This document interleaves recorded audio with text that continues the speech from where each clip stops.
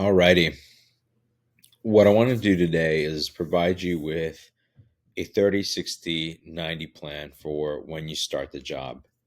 Um, there will be some cases actually throughout your interviewing process where the companies even ask you for one of these, in which case go ahead and just steal this. I'm going to post a document in the course, download it, put your name on it, change it up a bit, put your own verbiage on it and use it. In fact, it might even make sense to have a copy of this already on your computer downloaded so that you can bring it to the sales manager and attach it to your LinkedIn message or to your application. I think that would be a great idea if you wanted to. But anyway, I want to provide you with a 30, 60, 90 day plan.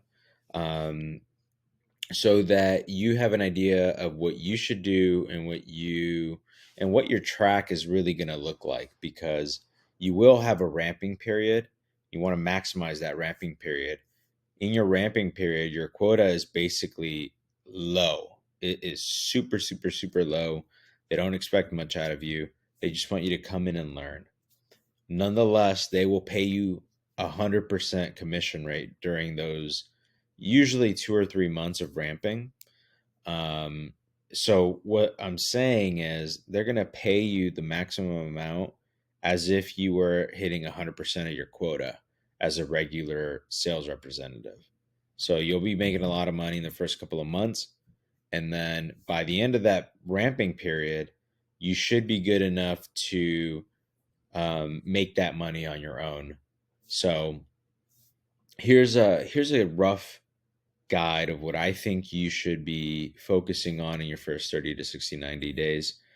Um, is stuff I wish I knew. I really could have used a mentor back in the day, but here it is for you. So in your first 30 days, this is really what I call the absorption phase. You really just want to be a sponge. Don't put any pressure on yourself to perform necessarily. This is really where you get to learn. And so that'll consist of attending the company trainings and onboarding sessions. That's pretty straightforward. They're going to teach you basically what they do and who they serve. And you're going to get a really good understanding of, okay, who do we sell to and why? Who am I going to be targeting? Why am I going to be targeting them? You'll know the company size. You'll know, the title of the people that you're going to be targeting. They're there to inform you and train you. You'll get a foundational understanding of the sales tools that they'll use internally. This is why I don't recommend any sort of certifications. I mean, it's good if you do it, fine. If you want to go the extra mile and do that, go ahead. Those certifications tend to be cost a lot of money, and they also tend to be time consuming. There's a lot of Salesforce certifications out there, for example, or LinkedIn Sales Navigator. You can definitely go ahead and watch some quick free YouTube videos on this stuff. You don't need to pay for it or get any sort of certification. It's really not going to differentiate you that much. That's not what the sales managers put emphasis on, given that those tools are really easy to use anyway, and you'll learn them on the job real quick. Trust me. This is the most important bullet point probably out of this entire document. So listen closely. When you start your job, after a week or two, once they've given you your laptop and given you your logins and all that stuff, I want you to go and figure out who the top performers are on the team.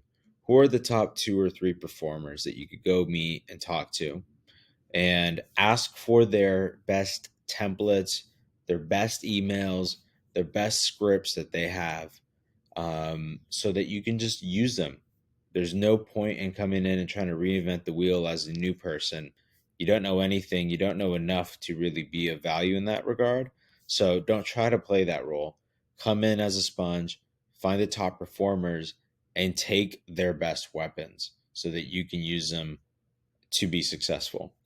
And then after that, put on a weekly or bi-weekly one-on-one with them and just use it as a form of mentorship. Ask them, hey, it would really mean a lot to me if you could help me out. You're clearly the top top performer here. Can we meet for 30 minutes every 2 weeks so I can pick your brain on things and make sure I'm on the right track? Is that cool with you?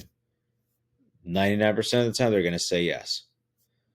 After that, you're going to want to obviously create your cold calling scripts or organize them, some of the templates, have a qualification call template ready to go, begin rehearsing, doing mock calls, etc. They might even make you or put you in a position to start making calls and setting up your own meetings, as opposed to just doing role plays and taking being at the onboarding sessions getting trained. They might actually just throw you in and say, hey, go make some mistakes. And then lastly, make sure to establish that relationship with your sales manager. In the tech industry and tech sales, most sales managers really enjoy playing a coaching role. So they're really there to help you be successful, because obviously if you're successful, so are they. They get a small percentage of commissions based on on how successful their sales reps are. So they're both people are incentivized to basically have a good relationship and be friends.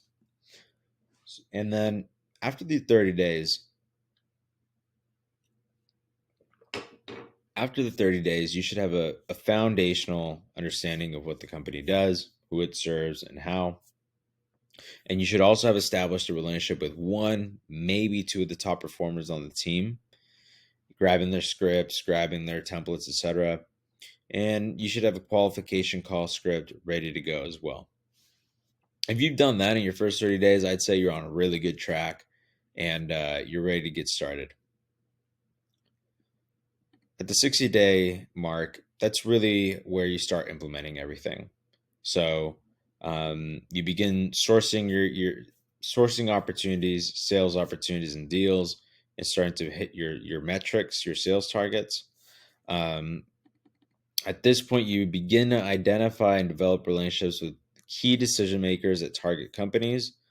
So you should know how to use the tools at your disposal. You'll most likely be using LinkedIn Sales Navigator to do this, and to be able to find the right contacts at the right companies. You should be really effective at that. That's what's going to differentiate you. The other portion that's going to differentiate you is refining your sales pitch and tailoring it.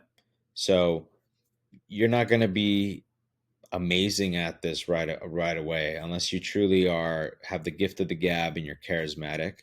Don't worry about it. Just have something ready to go. Do your best. That's all it's about at this point. It's just doing it, not necessarily doing it right, but you're doing it. And like I mentioned before, your sales manager is really there to help you. They want to coach you.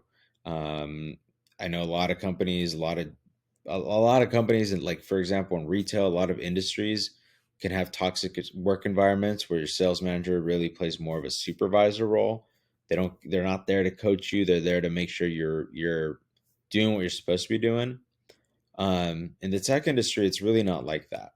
It really isn't. Your sales manager is there to help, um, and yeah, they want to see you perform. So after 60 days, have a strong understanding of what the company does and who you should be targeting.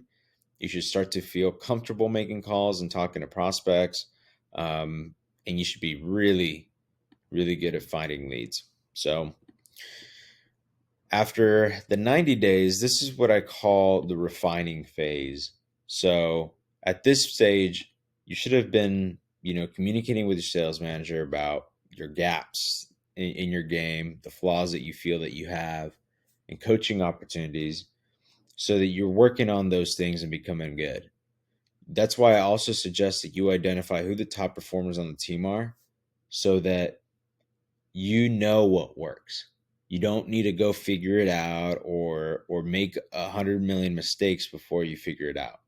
You can just go ask the top performers what they do well, what their process is, imitate it until you feel comfortable in your own skin, and then from there you can make your own templates and stuff like that. But you should be meeting with the top performers and your sales manager to figure out what works, make the necessary improvements, and get ready to make those commissions.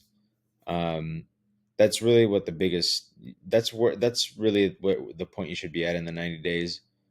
You should really just feel a little bit at ease, doing your job, feeling like you know what you're doing, and contributing new ideas and services or products, or just being a partner to everyone around you because you have that confidence after having earned your stripes. You might even start to train and mentor other sales reps who get hired after you. That's very common. And lastly, at the 90-day mark, 90-ish day mark, after those 90 days, I make it known what my career ambitions are. I think that's crucial. The best way for your sales manager to motivate you and coach you and help you be effective is if they know where you want to go. So if you know you want to go be an AE, and be a closer, then make it known. Let your manager know, hey, it's really important for me to be good and highly effective in my role. Obviously, not just because I want to succeed and help the team hit their quota, but also because I personally have career ambitions that are bigger than this, and I want to be an AE someday. Can you help me get there? Yes. Boom. It's a win-win for the sales managers to know that information, so that um, they can help you out, and so that you can win, because when you win, you're helping him win. Um, and that's why I emphasize picking carefully who you work for in the Breaking into Tech Sales free course. I'm a huge proponent of vetting companies, checking out their Glassdoor reviews, etc., because it helps you pick companies that are going to be supportive as opposed to toxic. So yeah, that's the 30, 60, 90-day plan for you. I hope this has been helpful. I'm going to go ahead and post a document in the course so you can just download it, make a copy, and add it, make it into your own words. So yeah,